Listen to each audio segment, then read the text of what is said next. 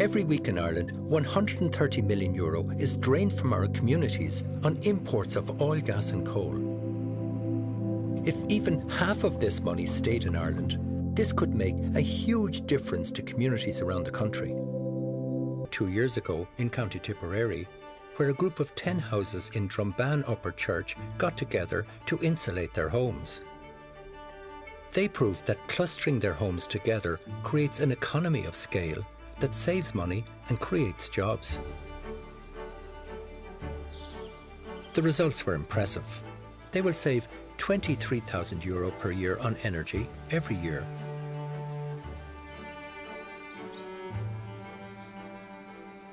The most effective energy savings we can make is the energy we don't use.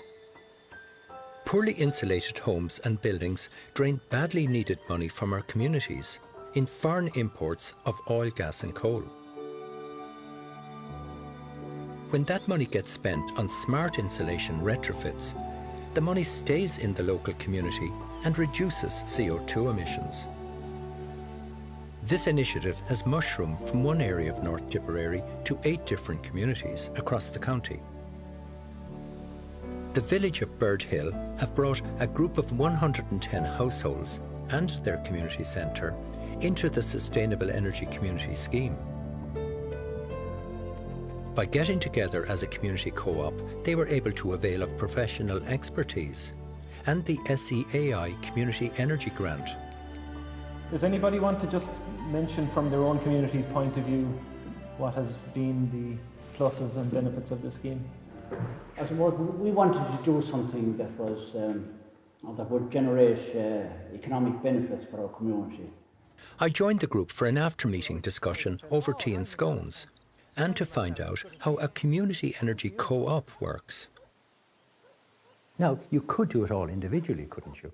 But you come together. Is there a benefit in collaborating? There's a far greater range of resources available when you go as a community.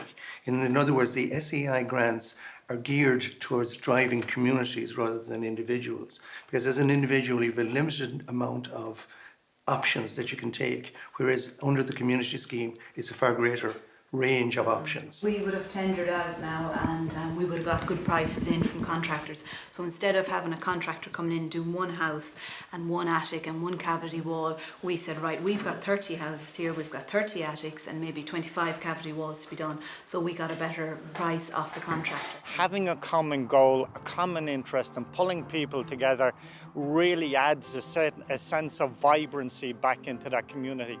The penny dropped then after a couple of meetings with Tipperary Energy Agency, who came in and I suppose started to educate the group and what can be done at a small level.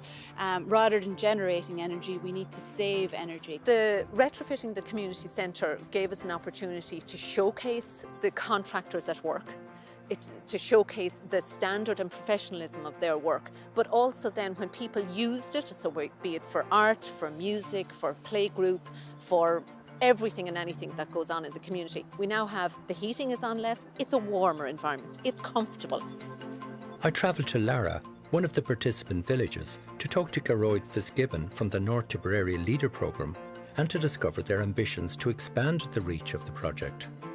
Gearóid, we've made it now to Lara, and is this now the energy programme in action here? This is the work in action. We have got wall installation happening here on Lara Community Centre.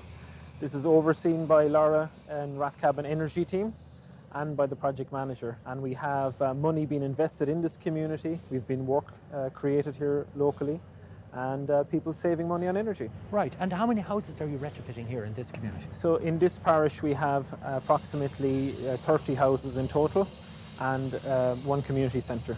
Right. So, but across the 4 projects, we have 110 houses. We have 65 people kept in employment over the course of the 6 months. And do you think you're getting enough local people interested now throughout those communities? Are there enough people coming out and saying, yes, we want to get into this? We have a waiting list of 5 or 6 or 7 more communities just in this region alone who want to get on board with this project. They see the potential of it. They see the benefits in terms of jobs and the local economy. These local champions are proving the importance of getting together on energy projects. This shows that real jobs and financial savings can be realised by energy efficiency projects. Tipperary County Council have installed Ireland's largest array of solar PV panels. As part of a 190 kilowatt rooftop solar PV installation in Tipperary, this rooftop on county buildings in Nina saves €7,500 a year, paying for itself in only 9 years, and saves 20 tonnes of CO2 each year. This shows the potential for solar energy to be economically viable, even with our weather. The whole area of communities here, there's a very strong local sustainable energy community here in North Tipperary. It's critical because you can see a lot of opposition happening towards renewable energy, and when it's developer-led and it's someone external coming in and telling people what they should have, it's maybe nowhere near as interesting for people and maybe gets a certain amount of negative press, whereas if it was people who own their own, so instead of NIMBY we had only if I own. You know, this is the idea that communities own their own energy supplies, and it kind of promotes the circular economy where people buy energy off their neighbour and sell it to their neighbour, and instead of the money leaving and going to Russia or the Middle East, it stays local.